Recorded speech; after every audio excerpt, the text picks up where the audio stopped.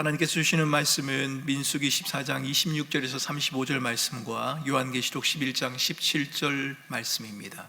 민수기 14장 26절에서 35절 말씀을 한 절씩 돌아가며 교독하겠습니다.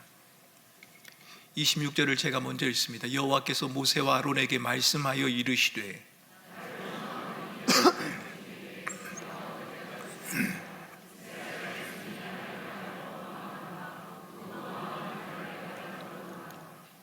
그들에게 이르기를 여호와의 말씀에 내 삶을 두고 맹세하노라. 너희 말이 내 귀에 들린 대로 내가 너희에게 행하리니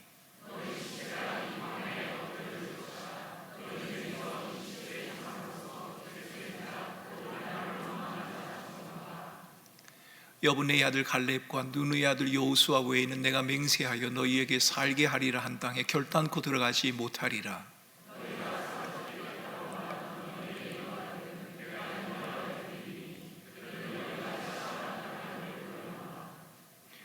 너희의 시체는 이 광야에 엎드러질 것이요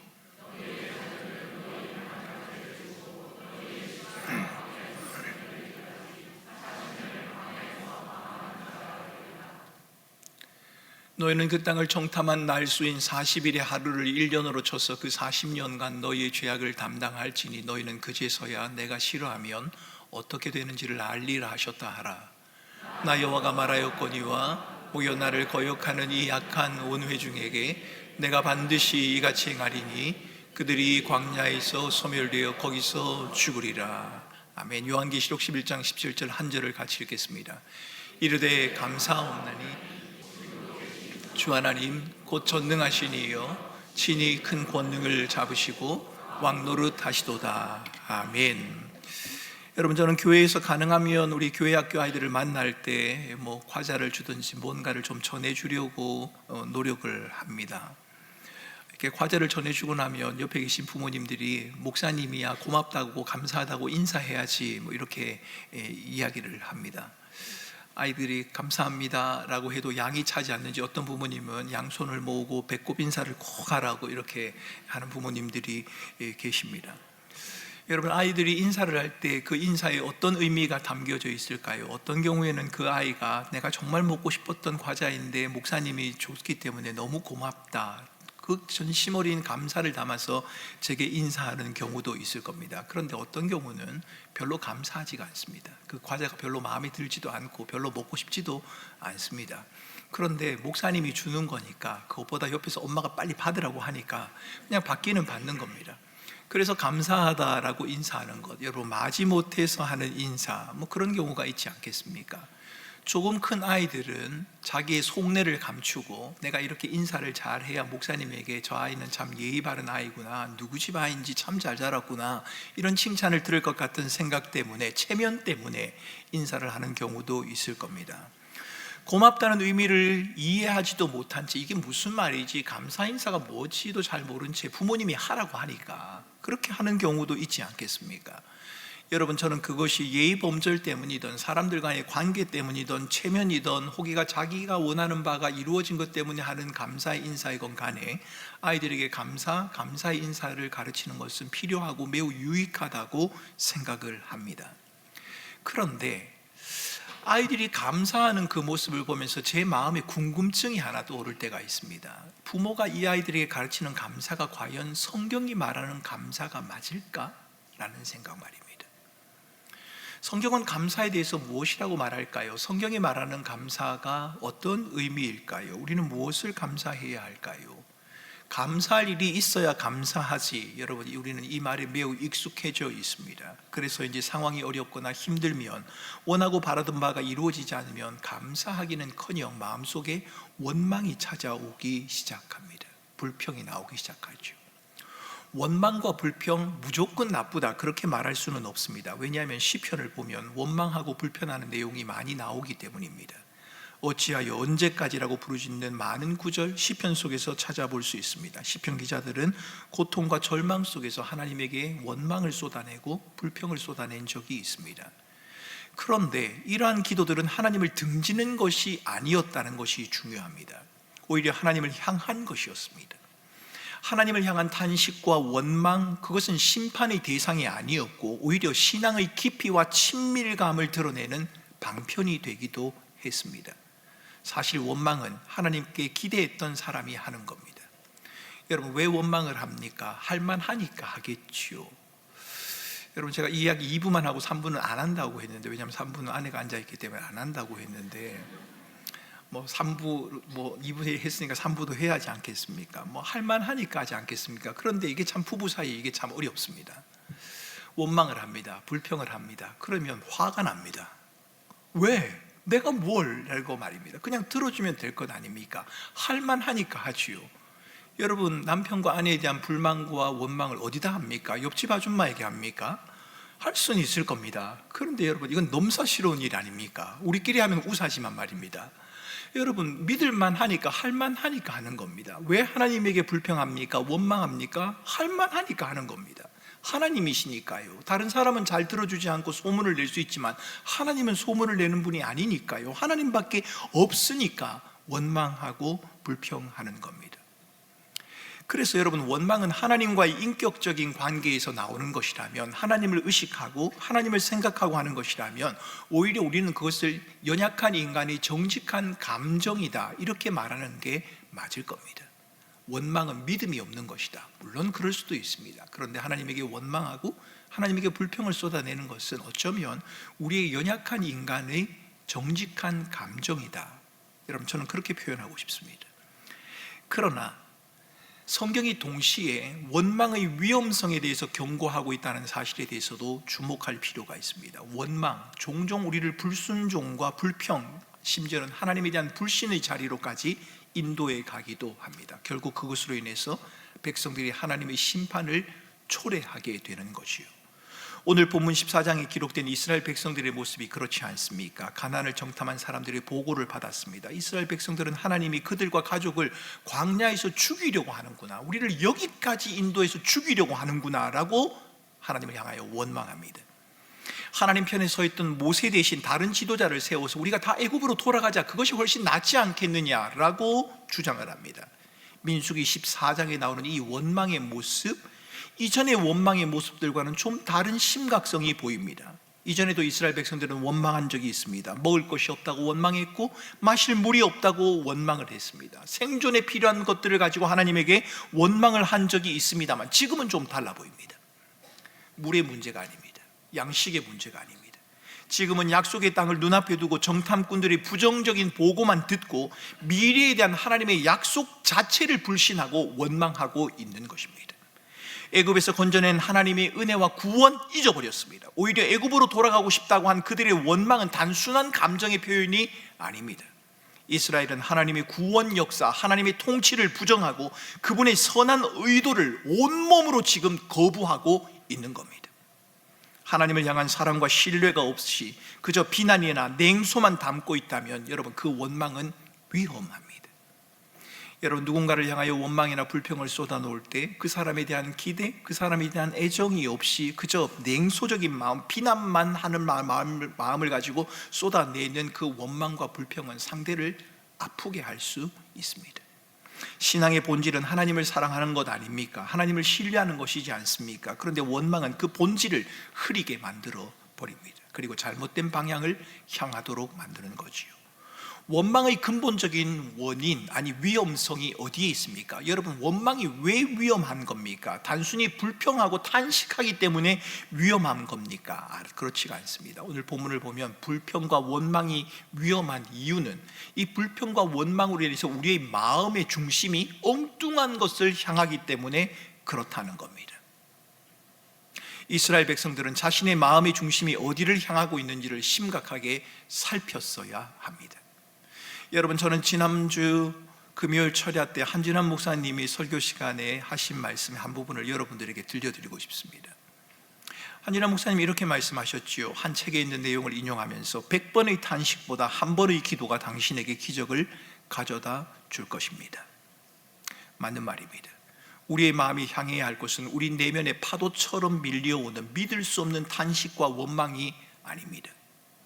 우리의 기도를 들으시는 하나님, 그분을 향해야 한다는 겁니다. 600번의 탄식보다 한 번의 기도가 당신에게 기적을 가져다 줄 것이다. 원망과 불평의 자리에도 우리를 기다리시는 하나님이 계심을 믿고 우리의 마음이 향해야 할 곳, 그곳은 우리 하나님, 그분이셔야 한다는 겁니다. 안타깝게도 수많은 하나님의 인도와 일하심을 이스라엘 백성들이 경험했지만 이스라엘은 자신들의 현실에 일어난 불편함, 힘듦, 이것을 하나님 앞으로 가져가려고 하지 않습니다. 하나님을 바라보는 일에 실패하고 말았다는 겁니다. 그들의 마음은 엉뚱한 곳을 향합니다. 자기 자신의 감정에 향하기도 하고 상대를 향한 비난으로 향하기도 합니다. 하나님에 대한 믿음 내팽개치고 말았습니다. 그러나 오늘 이야기는 그것으로 끝나지 않습니다. 원망으로 인하여 백성들의 마음이 엉뚱한 곳을 향하였다. 그것이 오늘의 이야기의 결론이 아니란 말입니다. 본문이 하나님은 약속을 반드시 지키시며 그분의 명령에 대한 불순종과 거역을 간과하지 않으시는 분이다라는 사실을 말해주고 있기 때문입니다. 하나님은 이스라엘의 백성들을 원망을 들은 대로 내가 행하겠다라고 말씀을 하십니다. 단호하십니다. 내가 들은 대로 행할 것이다. 하나님은 이스라엘에 대한 심판의 선언을 통해서 이스라엘이 하나님과의 관계에서 얼마나 멀어져 있는지, 그들의 영적인 상태가 어떠한지를 명백하게 드러내기를 원하십니다. 하나님은 언약을 믿지 않는 그 세대의 사람들은 가나안에 들어갈 수 없게 될 것이라고, 20세 이상의 모든 성인은 광야에서 죽게 될 것이라고, 가나안 족속에게 빼앗기면 어떻게 하나 염려했던 그 유아들, 자녀들은 오히려 가나안을 상속으로 받게 될 것이라고 그렇게 이야기를 하십니다. 여러분, 여기서 우리는 육신의 삶과 죽음의 문제가 가장 중요한 것이 아니냐라고 생각할 수 있습니다. 죽음이 끝이 아닌가? 왜 광야에서 죽는 거지? 가나안에 들어가지 못하고 죽으면 어떻게 되는 건가? 라고 생각할 수 있습니다만, 산자와 죽은 자의 주 되신 하나님에게는 하나님의 약속을 아닌 것처럼 여길 수 있는 인간의 죄와 하나님에 대한 신뢰라는 주제가 훨씬 더 중요합니다. 하나님은 지금 이스라엘을 구원할 것이냐 멸망시킬 것이냐, 그 문제를 두고 우리에게 말씀하고 계신 게 아닙니다. 여러분, 이스라엘 백성들은 이미 하나님의 부름을 받은 백성입니다. 불신자가 아니란 말입니다. 부름받은 백성에게는 하나님에 대한 믿음이 빠져있는 원망, 불신앙, 죄, 하나님이 주신 약속의 풍성함을 누리는 것에 그것이 어울리지 않는다는 것을 하나님은 말씀하고 계신 겁니다. 여러분, 불신, 불순종, 이것이 믿지 않는 사람들의 문제만이라고 생각하십니까? 오늘 본문은 그렇지 않다고 말합니다. 하나님의 부름을 받은 백성에게도 안전지대가 아니라고 말하고 있는 것입니다. 하나님을 믿은 백성, 하나님의 부름을 받은 백성에게도 죄와 불순종의 문제는 심각한 영향을 미친다는 것을 지금 본문은 말해주고 있습니다.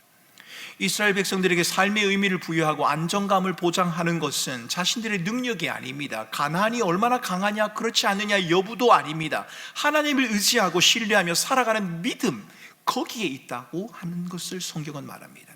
이스라엘이 주목해야 할 것은 가나안이 아니었습니다. 가나안의 풍요로움도 아니고 가나안의 강함도 아니었습니다. 그들은 그들과 함께 하시는 하나님을 주목했어야 하고, 그들은 살고 죽는 그 문제보다도 하나님을 신뢰하는 그 문제가 더 중요하다고 하는 것을 그들은 알았어야 합니다. 육신의 죽음보다 더 두려워해야 하는 것은 하나님을 잃어버리는 것이다, 이 사실을 그들은 깨달아야 했다는 말입니다. 여러분도 그렇게 생각하십니까?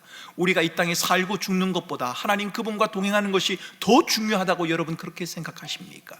여러분들이 믿고 따르는 그 무엇을 잃는 것보다 하나님을 잃어버리는 것이 내게는 치명적이다, 여러분 그렇게 생각하고 계십니까? 이스라엘은 그렇게 생각하지 않았다는 말입니다. 그래서 하나님께서는 그 마음을 되돌려 놓으시려고 합니다. 다시 말씀드립니다. 본문을 오해하지 마십시오. 하나님은 지금 이스라엘의 행동이 괘씸해서 내가 안갚음하겠다고, 쓸어버리겠다고 지금 말씀하시는 것이 아닙니다. 이스라엘의 범죄와 불신 가운데 여전히 용서와 약속의 성취 본문 가운데 등장하고 있지 않습니까?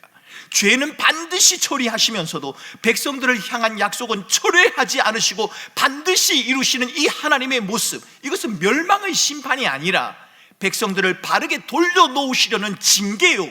그래서 이 장면을 어느 신학자는 광야에서의 실패와 소망이다라고 부르고 있는 겁니다. 여러분, 백성들은 실패합니다. 그러나 하나님은 소망을 품게 하십니다. 아니요, 하나님 그분이 소망이 되십니다. 우리는 이스라엘이 하나님을 놓쳐버리고 불신앙의 길을 가는 중에도 그들과는 다른 모습을 보이고 있는 두 사람에 주목할 필요가 있습니다. 그 사람은 여호수아와 갈렙입니다. 여호수아와 갈렙은 다른 정탐꾼들처럼 눈앞에 거대한 아낙 자손을 보았습니다. 가나안의 강대함을 보았단 말입니다. 여호수아와 갈렙을 포함한 모든 정탐꾼은 가나안의 풍요로움도 보았지요. 그런데 그들의 반응은 극명한 차이를 보입니다. 함께 올라갔던 나머지 정탐꾼들은 가나안을 악평하는데 여호수아와 갈렙은 올라가서 그 땅을 취하자, 우리가 능히 이긴다, 이렇게 말합니다. 같은 것을 보고도 다르게 생각하는 현상, 전혀 이상하지 않습니다. 우리 자주 경험하지 않습니까? 가정에서도 그렇고 직장에서도 그렇고 교회 안에서도 그렇지 않습니까? 똑같은 것을 보는데 서로가 다 다르게 말을 합니다. 어떻게 같은 것을 보고도 서로의 입장이 이렇게 극명하게 갈라질 수 있을까? 얼핏 보기에는 오늘 본문에서 가나안을 가지 말자라고 하는 이 주장을 가지고 다투고 있는 것만 같습니다. 우리는 가나안을 올라가야 한다, 그리고 우리 올라가면 안 된다라고 하는 이 주장이 지금 나뉘어 있는 것 같단 말입니다. 그러나 본문을 자세히 보면 그것은 그저 피상적이고 표면적인 이유일 뿐, 그들의 다툼의 중심에는 가나안이 있는 것이 아니라 하나님이 주신 약속의 말씀이 있다는 것을 알게 됩니다. 본문은 그들이 가나안에 들어가는 것이 하나님의 뜻인지 아닌지를 두고 격렬하게 논쟁하고 있다, 그렇게 말하지 않습니다. 여러분, 하나님은 가나안을 주시겠다고 이미 백성들에게 말씀하셨습니다. 가나안은 이스라엘들이 차지하게 될 것이라고 오래전부터 계속해서 하나님은 말씀해 오신 것입니다. 그런데 그 말씀에 순종할 것인지 아닌지를 두고 지금 다투고 있다는 말입니다. 이것은 믿음의 문제라기보다는 순종의 영역일 가능성이 큽니다. 하나님이 원망하는 이스라엘을 꾸짖는 것, 그들이 본 가나안의 위력과 위협 때문에 두려워하기 때문에 하나님, 우리가 못 들어가겠습니다, 두렵습니다 라고 하는 것 때문에 하나님이 진노하신 게 아닙니다. 여러분, 하나님이 그들을 꾸짖는 정말 이유는 그들이 하나님의 약속을 기억하지 않고 있기 때문입니다. 하나님이 하신 말씀을 그들의 마음에 두고 있지 않기 때문에 하나님은 그것을 되돌려 놓으려고 하시는 겁니다. 정탐꾼들의 눈에는 가나안의 거대함과 자신들의 왜소함이 보인 반면에 여호수아와 갈렙의 마음에는 여호와 하나님이 이루신 구원과 약속, 하나님의 은혜와 주권이 자리 잡고 있습니다. 관점의 차이라고나 할까요?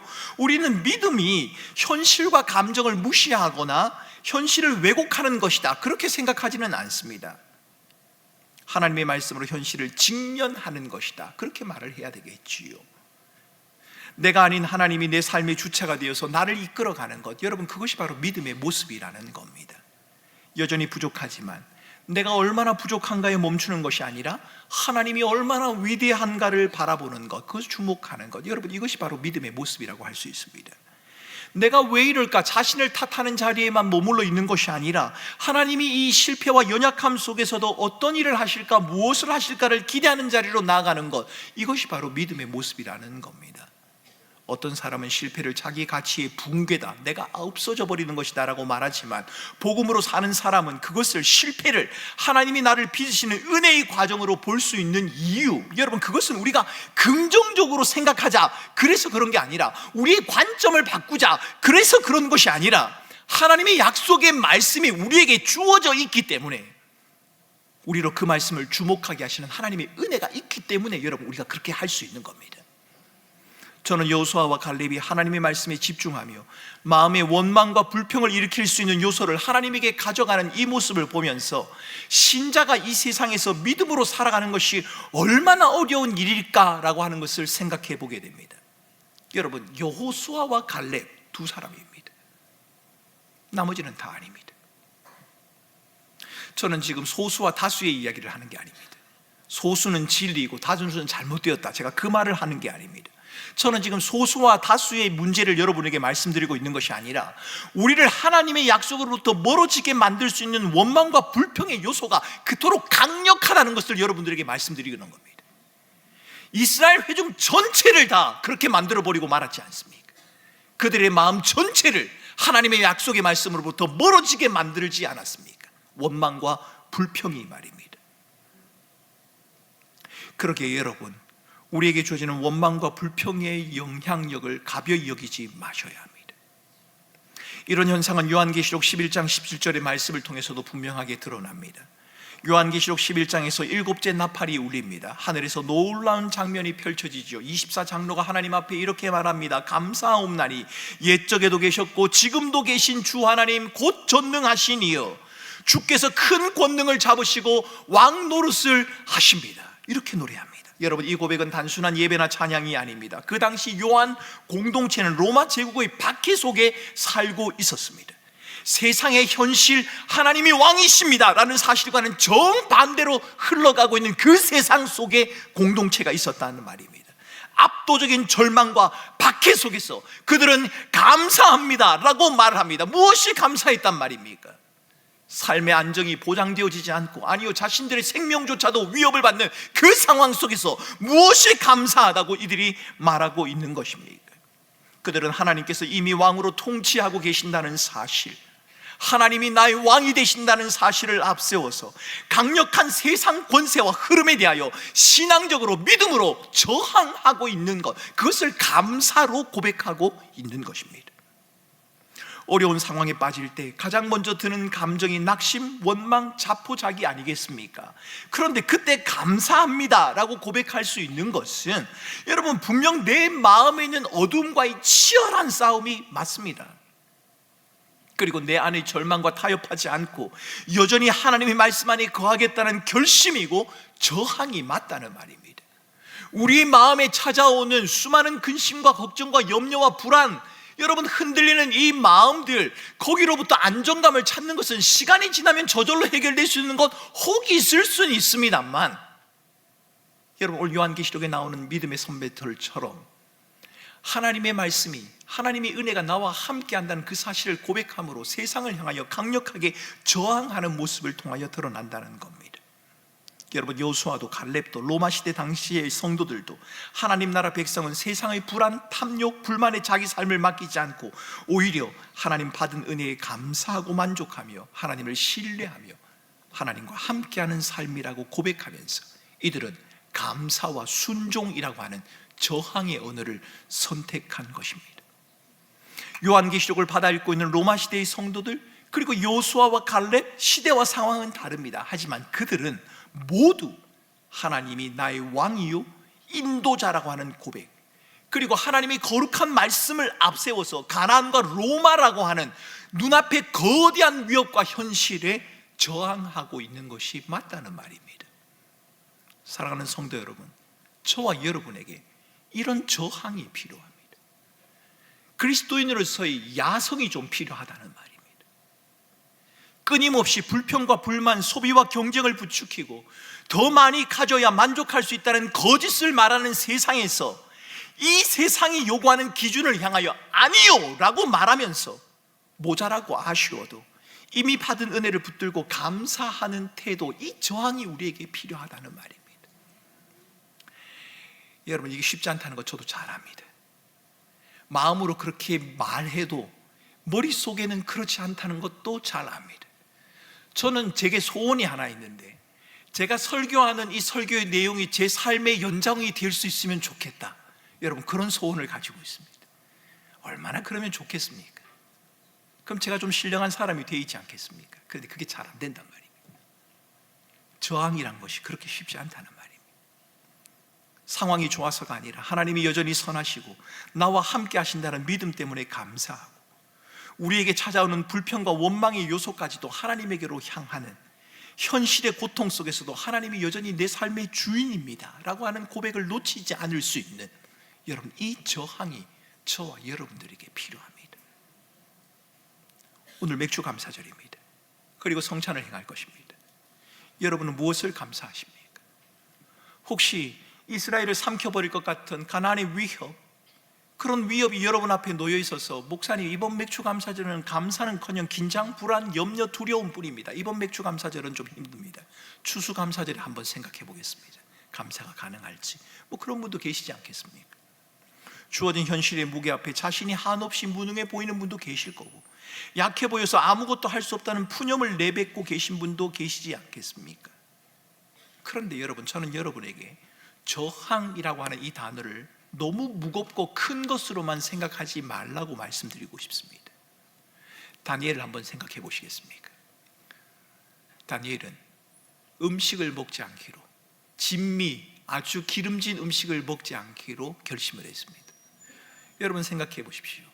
그 진미를 거절하는 것과 그 나라를 변화시키는 것에 어떤 영향력이 연관이 있습니까? 아무 관계가 없습니다. 다니엘이 금식을 해도 음식을 거절한다고 해서 변하는 것은 아무것도 없습니다. 그런데 왜 성경이 그것을 기록하고 있을까요? 저는 그것이 다니엘의 믿음의 고백이요, 세상을 향한 저항이라고 그렇게 해석을 합니다.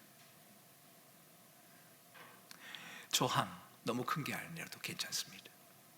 이런 것은 어떨까요? 식탁에 차려진 음식을 앞에 두고 아내와 가족에게 감사를 한번 표해 보는 것 말입니다. 늘 하시는 분들은 아무렇지도 않겠습니다만 한 번도 해보지 않은 분에게는 엄청난 저항이 필요할 겁니다. 그 말을 하면 자존심이 무너지는 것 같고, 그 말을 하면 양반 체면이 무너지는 것 같은 그런 위협 느끼지 않습니까? 그것을 한번 저항해 보라는 말입니다. 아내와 나를 향한 거칠고 직선적인 언어를 삼켜버리고 칭찬과 감사, 격려의 말을 내가 먼저 해보리라. 여러분, 이런 저항은 어떻습니까? 더 많이 가진 사람과의 비교로 자신을 괴롭게 하지 말고 하나님의 은혜 가운데 자족하기를 배우며 마음을 낮은 곳에 두고 그렇게 살아가 보리라. 마음을 한번 작정해 보는 것은 어떻습니까? 고난 중에도 하나님의 신실함을 묵상하며 기도의 자리로 나와 하나님에게 내 마음을 물 쏟듯이 쏟아 놓아 보겠다. 여러분, 이런 저항쯤은 우리가 한번 해볼 수 있는 것 아닙니까? 금요일 저녁 설교의 한 부분을 다시 들려드리고 싶습니다. 죽을 수 있는 용기를 가진 자들이요, 하나님께 기도할 수 있는 용기로 바꾸어 보십시오. 100번 탄식보다 한 번의 기도가 당신에게 기적을 가져다 줄 것입니다. 100번의 절망보다 한 번의 믿음이 당신의 운명을 바꾸어 놓을 것입니다. 저항하다가 무너지면 어떻게 하느냐고요? 버티고 저항하는데 아무것도 변화되지 않는다고요? 세상의 흐름이 너무 강력해서 거기에 휩쓸려 버릴 것 같은 위협감이 여러분들에게 찾아오신다고요? 그런데 여러분, 저항하다가 실패하거나 넘어질 때에도 여러분을 너무 자책하지 말고 포기하지 않고 다시금 우리를 부르신 하나님의 은혜를 고백하며 계속해서 저항해 가는 삶을 살아가시기 바랍니다. 아니요, 하나님께서 친히 우리를 붙드시고 그 길을 가게 하십니다. 우리는 세상에서 유혹과 압박에 흔들릴 수밖에 없는 연약한 존재입니다. 우리에게 필요한 것은 나는 절대로 흔들리지 않으리라, 나는 실패하지 않으리라 라고 하는 자기 확신, 그것이 우리에게 필요한 것이 아니라 우리를 다시 세워서 믿음의 길을 가게 하시는 성령 하나님의 도우심, 그 도우심을 의지하는 것이 우리에게 필요한 겁니다. 여러분, 맥주감사절이, 구약의 맥주감사절이 신약의 오순절로 완성되었다는 것을 알고 계십니까? 아주 흥미롭지 않습니까? 힘써 애써 수고한 보리농사의 결실을 드리는 그 맥주감사절이 신약에는 오순절 성령 강림하심을 통하여 이루어졌단 말입니다. 사랑하는 성도 여러분, 저와 여러분의 삶에서 예수 그리스도의 주되심을 고백하고 자기중심적인 우리의 본성에 맞서 저항하며 하나님의 말씀을 거스리는 세상의 도도한 물결에 저항하며 살아가는 저와 여러분들의 수고, 애씀, 작은 몸짓 별것 아닌 것 같습니다만 거룩한 성령께서 친히 임재하심으로 하나님의 나라를 경험하게 하시고 하나님 나라의 의와 평강을 맛보게 하실 수 있다는 사실, 여러분, 그것은 우리에게 큰 힘과 소망이 되어진단 말입니다. 저항하는 것은 나인 것 같지만 견디게 하는 것은 우리 주님이십니다. 아니요, 저항하고자 하는 그 마음을 주신 이도 하나님이시요, 그 길을 가게 하신 이도 하나님이시요, 그 길에서 다시 넘어져 일어서게 하시는 이도 하나님이십니다. 저항하며 살아가는 것, 여러분, 그것을 감사라고 하는 겁니다. 여러분, 감사할 조건이 아무것도 없으십니까? 감사를 저항이라고 생각한다면 이게 감사야 라고 생각했던 그것이 바로 감사의 조건일 겁니다. 여러분, 그것을 하나님 앞에 감사의 제물로 한번 드려보지 않으시겠습니까? 하나님이 우리의 삶을 주관하고 다스리고 인도하십니다. 하나님이 주신 이 약속의 말씀을 부여잡고 이번 한 주간도 우리의 가정과 우리의 직장과 우리의 삶 속에서 우리의 본성, 우리의 죄성, 세상의 흐름과 저항하며 하나님의 도우심을 따라 믿음으로 살아가는 우리 사랑하는 주의 백성들 되실 수 있기를 주님의 이름으로 축원합니다.